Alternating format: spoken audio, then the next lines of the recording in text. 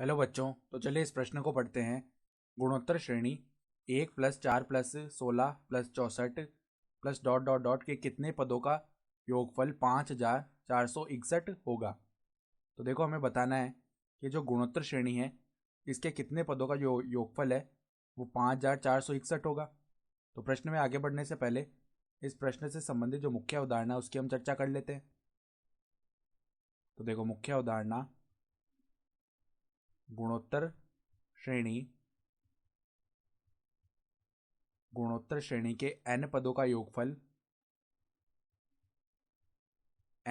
योगफल, इसे अगर हम Sn बोलें तो Sn का मान देखो क्या आता है। Sn बराबर में a गुणा में r की घात n माइनस 1 बट्टा में r माइनस 1। ये सूत्र तो हम तब काम में लेते हैं जब r का मान 1 से बड़ा हो, ठीक है।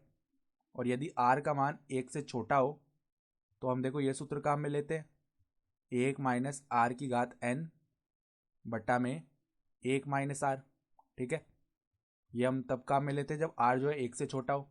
तो r होता क्या है, सार्वनुपात होता है गुणोत्तर श्रेणी का, और a क्या होता है, इस गुणोत्तर श्रेणी का प्रथम पद। तो यहाँ पर अगर हम तुलना करें तो a का मान कितना हो जाएगा, 1 हो जाएगा, और r कितना हो जाएगा, सार्वनुपात 4/1, यानी कि a2/a1 होता है। तो r का मान 4 आ गया। तो अब देखो, हमें पता लगाना है कि कितने पदों का योगफल 5461 होगा। तो जो सार्वनुपात है वो 1 से ज़्यादा आ रहा है, तो ये पहले वाला सूत्र हम काम में लेंगे।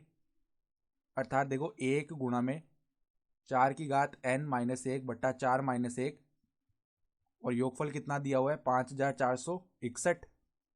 तो देखो, 4 की घात n माइनस 1 का जो मान है वो यहाँ पर देखो 3 आएगा, 3 उससे गुणा हो जाएगा 5461 से। तो यहाँ पर देखो क्या बना, 4 की घात n माइनस 1 बराबर में 3 को गुणा कर दिया 5461 से। तो क्या बनेगा, 3 यहाँ पर 8 आ जाएगा, एक हासिल चली गई, ठीक है। 3 चौक 12 होता है और एक हो गया 13, तो यहाँ पर 3 लिख देंगे, एक फिर हासिल चली गई। फिर 3 पंजे 15 होता है और प्लस में एक कितना हो गया, 16। तो 4 की घात n का जो मान है वो कितना आ जाएगा, 16,383 प्लस में एक, तो ये कितना हो जाएगा, 4 की घात n बराबर 16,384 बनेगा। और हम जानते हैं कि 4 की घात 7 का जो मान होता है वो 16,384 ही होता है।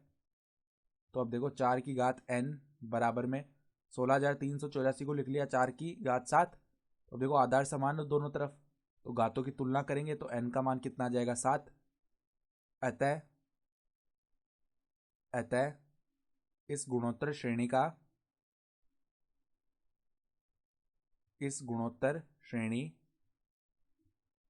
का सातवां पद जो है वो क्या होगा, 5461 होगा,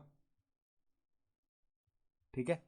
और हमारा उत्तर भी क्या आ जाएगा, सातवां पद।